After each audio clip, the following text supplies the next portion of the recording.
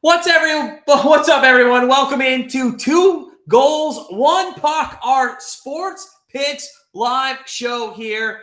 Listen, we revamped this a couple weeks ago. It's going to be 10, 15 minutes tops. We are going to do a 6-pack of picks. And before we get started, hey, Fish, welcome in, buddy. How you been lately? USC, they lost to Notre Dame. That kind of sucks. But the silver lining of the weekend last weekend was Ohio State losing to Michigan. Yeah, that was fun to see. And then the Browns victory, that was something else. My brothers were there. I was texting them throughout, and one of them's more kind of pessimistic than the other, and the other my other brother was like, guess how many times he asked like to leave before the end of the game. We came back with that Joku touchdown, and then the U.S. capped things off today, so that's a nice run, a nice roll right now. So. Yeah, US right now was awesome. Cole is in the chat. What's up, Cole? Good to see you, buddy. Friend of the channel. US was great. We live streamed. We had a massive live stream. I think we had like 100 people in there earlier today. 7,000 views, something like that. It was amazing to watch. We're going to be back live streaming on Saturday at 10 a.m. It'll be USA and Netherlands there in the round of 16. But today is today, and we have some picks for today. So without further ado, let's dive into our 6-pack parlay, if you will. And Fish, I think you have something in the NBA, and I think you're going first with a player prop here, if I'm not mistaken. Yeah, I'm looking at the matchup between the Mavericks and the Warriors. Should be a good one all around, rematch of the Western Conference Finals last year. And I'm looking at Thompson's player prop for his points. We're going with over 17.5. Just looking at the numbers first, Thompson's averaging 17 points per game, which is, right at that total. So give or take a bucket, and he could easily hit that over. He's also averaging almost 10 3-point attempts per game. So, and he's hitting over 30% of those. So even just hitting on that average right there, he's all at 9 to 12 points already. He's put up 21, 20, and 18 in the last 3 games. He's making 40% of his shots from the field. So all around, just good numbers, pointing to the over on that. And then just looking at the matchup, I mean, the flow of this game, the Mavericks are a very good defensive team, where they rank 12th in defensive efficiency. But in their matchups with Golden State recently, they know to shadow Curry, which is will definitely give some more space to Thompson around the perimeter. And that should work out very well for him, as the Mavericks are giving up the 7th highest opponent 3-point percentage in the league this year. Also, the Warriors are ranked 13th in the league in field goals attempted per game. So shots are coming up from them. They're first in assists per game with 29.9. So, as we know, watching them, they're not scared to pass the ball to the open guy, which should be Clay in this one. And as they attack, that weaker Mavs interior defense, get the ball down to guys like Draymond and Wiseman. It should be easy kickouts to find Clay and hit that prop pretty easily. So with our first pick, I'm taking Clay Thompson over 17.5 points in that matchup tonight. Yeah, it's a little suspect. It's kind of low there, 17.5. You'd think that guy would be up near 2021. What do you think about the Warriors this year? I mean, they're coming off all those years, playing the Cavs in the finals. Then they kind of had injuries with Thompson, Curry, Durant, even at the front end of that before he went to the Nets. I mean, it's kind of been you kind of can't put your finger on what this Warriors team's going to do, right? Yeah, I mean, they surprised a lot of people last year. Definitely, I think.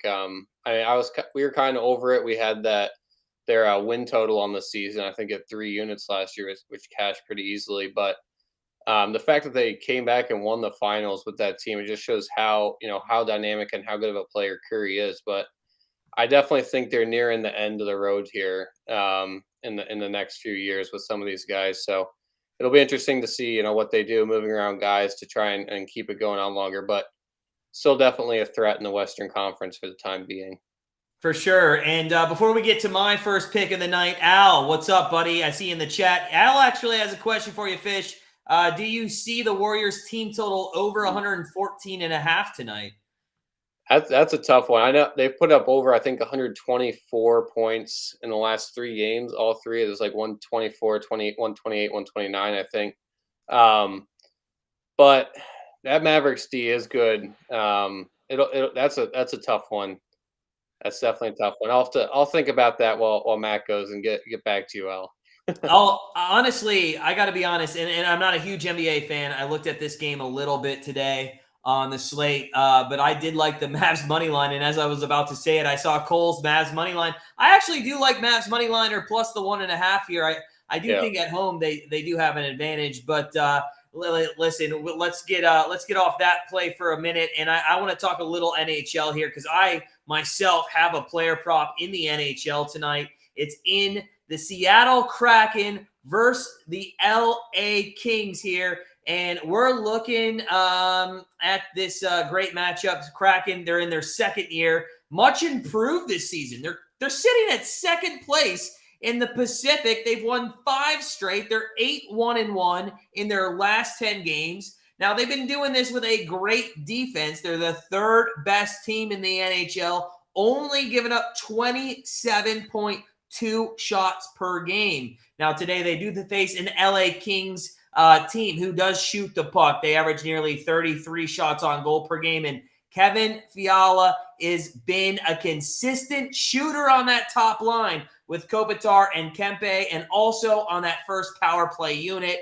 Seattle does give up some power play opportunities, but regardless, Fiala is one of the most, as I mentioned, consistent shot takers in the NHL. This guy, in 20 of 24 games on the season, has at least taken 2 shots on goal, and he's never been shut out this season without getting at least one shot on goal. In fact, as we mentioned, only 4 games with less than 2 shots. Honestly, we think the books here have put this shots on goal prop bet at 2.5 today because of how the Seattle Kraken defense is. However, with Fiala on the top line, coming off a 7-shot performance against the Senators on Sunday, we think that he stays hot and he gets nearly at least 4 shots on goal tonight. So with our first player prop of the night, we're going to take Kevin Fiala over 2.5 shots on goal. And that one is actually priced pretty well at -115. Now, we've each given a player prop here for tonight, but of course we have some full game action. And I'm going to stay with the NHL before I get back to the NBA with Fish. And I'm looking at the Anaheim Ducks and the Nashville Predators in this one. And listen, it's at 6.5 right now at plus money. Nashville, Anaheim, they come into this one very bad teams in the Western Conference. Anaheim actually dead last in the NHL, only 13 points on the season, and they're 2-8 in their last 10. It's pretty embarrassing if you ask me. Nashville, although having only 20 points on the season, they do have a winning record over their last couple of weeks and definitely has the potential of being a playoff team if they can steer that ship in the right direction. It would take a strong steer. But tonight, we pit 2 teams that take a ton of penalties against each other, and with penalties comes power plays. Also, the Ducks give up the most goals in the first period in the NHL, so we do expect this opening period to be an exciting one, with Anaheim giving up also the most shots on goal in the NHL at 37 per game. We expect Nashville to probably put up 4 goals at least in this game. But Saros was announced in goal tonight, and he does give up over 3 goals per game. So the Ducks themselves should have opportunities to score on an underwhelming Nashville defense this season. So with our third pick, we are going to take the Anaheim Ducks and the Nashville Predators over 6.5 goals. And as I mentioned, I saw even plus 115 with that matchup. And I know that was a total, but Fish, I know you've been looking at totals in the NBA as well. So what do you have in the NBA on the total side tonight? I'm looking at the late Western Conference matchup between the Clippers and Trailblazers. I'm going to take the over 214 in this game. I saw it earlier. Portland's averaging 114 points per game at home this season, which is 6 more points than their projected total, which is at 108 on half. And LA is also averaging 108 points per game on the road, which is also higher than their team total in this game. So Both of those are trending up towards the over, given their average points per game this season. Portland has also put up more than 109 points in 10 games this season, and the over has hit combined 12 times between these two teams. Now, that is only 30% of their games that they've played between them. But the majority of those games were played with LA's defensive stars, in Paul George and Kawhi Leonard. And with both of them out in this matchup, I think the Trailblazers are really going to push the ball up the court, up the floor a lot there per game. And they improve all the way to sixth ranking at home. So they definitely like to push the ball up the court at home. And with those defensive guys out, they should have no problem getting to the basket pretty easily in this one. The Trailblazers are also ranked 19th in defensive efficiency, and they're giving up 112 points per game at home. So although most people might be focusing on the loss of offense for the Clippers, if George and Kawhi aren't playing, I think what they add defensively outweighs that, and this will be a fast-paced game on both sides. As the guys off the bench for the Clippers, they try and keep pace with Lillard as they see more time on the floor in this one with those guys out. I think Wall's out too, actually. So I like the over in this one, sitting at 214, and I think it'll be a little higher scoring game than people are expecting in this one. Although these teams have trended towards the under this year. Yeah, and Fish, that's my mistake. I forgot to tell you. Actually, we can get the Clippers at 211 right now. It's gone down 3. Yeah, so you can get it at 211, as Al pointed out. I want to backtrack for a second. Daryl Turner, what's up, buddy? How you doing, man? In the chat, asks opinions on Knicks spread or under. And in all honesty, I'm going to give a member play out. We gave Knicks that game. We gave on the over. And listen, in all honesty, and Fish, if you want to talk on this point. I'm seeing 53% of the bets come in on the under, but the total has been zooming up today. Not zooming, but it's gone up, and that's where the money's coming in at. So I do like the Knicks on the over tonight. Yeah, I definitely back that as well, and the spread. I think they beat the Pistons twice this year, and I think both times by double digits. Off the top of my head, I don't think this one will be close, and they're on a bad streak right now, so. This is a perfect game for them to bounce back on, and I think that line is pretty generous from the books there, which it might just be influenced by the way they've been playing recently. But Pistons are a lot worse than them. They should win that game pretty easily and cover there. All right, thanks, Fish. That is our second NBA bet of the night. Before we have a special bet tonight to end out our six-pack. Before we get to that, though, let's take a look at some college basketball this evening. This is actually a game that's going to take place here in about, 32 minutes away. So if you are near a sports book or you're online, make sure you get this one in on time. And we're going to look at the Penn State Nittany Lions taking on Clemson as a 2.5-point underdog on the road here against Clemson in this matchup. Penn State 6-1 on the early season, with their only loss coming out of the hands of Virginia Tech by 2 points. Honestly, though, this Penn State team has not been challenged enough this season to get a good grasp on what this line should be. They did beat Butler by 6 points at home, but other than that, very soft schedule for the remaining 6 games. Clemson, on the other hand, they have been tested against number 25 Iowa and just lost to them by 3 points, with their other loss on the season as they are 5-2 coming to South Carolina by 2 points on the road. Now, Penn State has the 34th best adjusted efficiency in college basketball and the 51st defensive adjusted efficiency in college basketball. They're hitting 43% behind the arc and do a good job rebounding the ball, not allowing a lot of second chance points. Clemson, on the other hand, they're ranked 153rd in giving up three-pointers, and we think that Penn State takes advantage of that tonight. Their bad defense 20-plus feet away from the basket is awful. So look for Penn State, who is finally tested tonight, to keep this one at least close. In fact, at least a one possession, we think, and they might even win outright, but we're going to play it safe. And with our 5th pick tonight, we are going to take Penn State plus the points at plus 2.5.